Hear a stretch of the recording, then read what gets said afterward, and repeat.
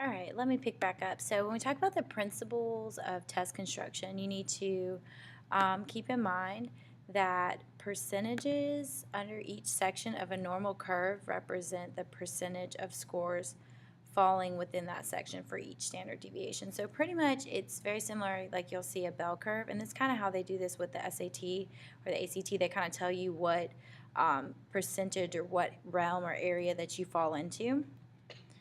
When we discuss IQ score distribution, you need to understand that it is a bell curve. So you have two like extreme outliers, and you have areas where people fall kind of in the center.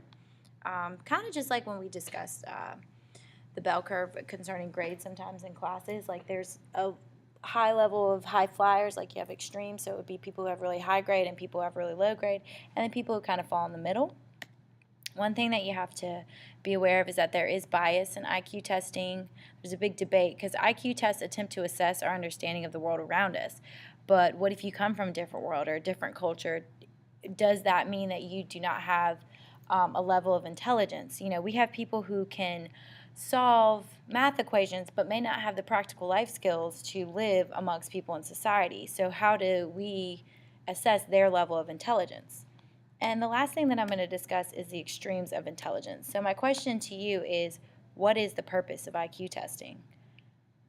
And the purpose is that we identify those who differ from the average by a great degree, whether it's lower or higher. So that's where we're getting these extremes.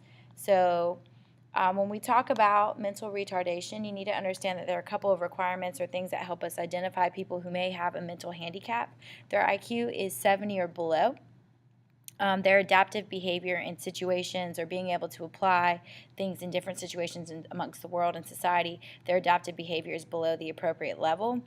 And these two behaviors, the IQ and the adaptive behavior being below the appropriate level, would have to, you know, they're already present in their life before they're 18 years old. And we're just going to go ahead and take a look at classifications for IQ. So if you, between a 50 and a 69, you have a mild mental retardation. If you're 35 to 50, it's pretty moderate. 20 to 35 is severely mentally handicapped, and then below 20 is profound mental retardation.